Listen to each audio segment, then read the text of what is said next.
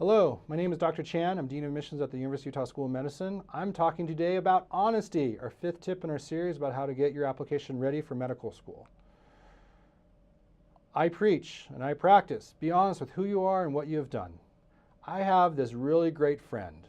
My friend is named Google, and Google works on the internet. When you apply to medical school, we take your word for the most part.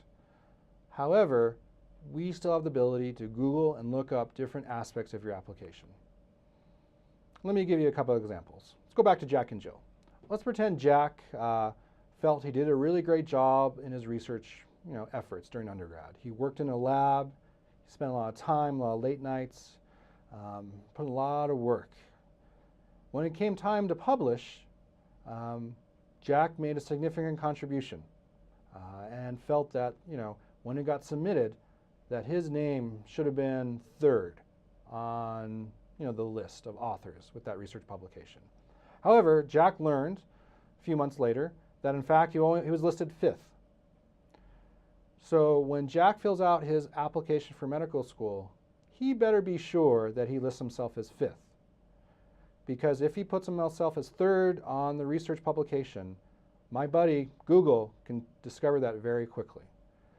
And if there's any discrepancy, if it appears that you are being dishonest, if Jack is being dishonest, it throws into doubt his entire application. All right?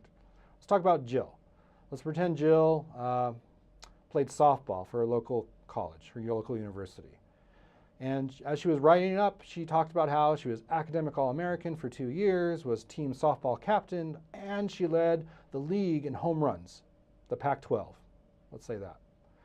Again, I have this buddy named Google. We can figure that out on the admissions committee. So if Jill didn't do any of those things, that will be very, very apparent. The same could be said for founding a business. Now, when you fill out your application, you have this spot where you write down numbers, phone numbers for people who can verify that you did these activities for the hours you did them.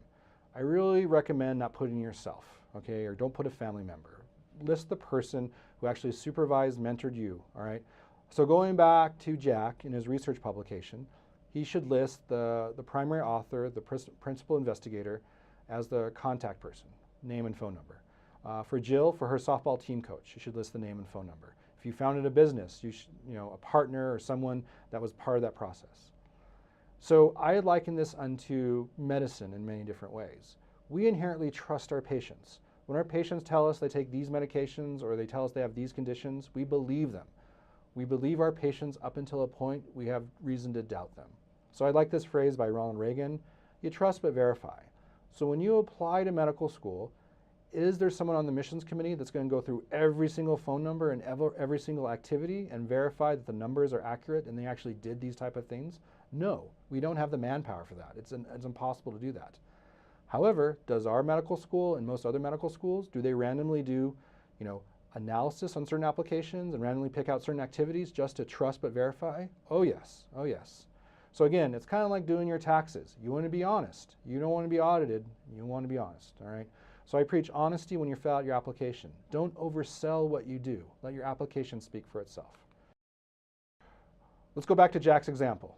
If Jack truly felt that he deserved to be third author on that paper and not fifth, he needs to go in and take care of that ASAP. He doesn't do that through our office. He does that with his principal investigator. He does that with the scientific journal it got submitted to, okay?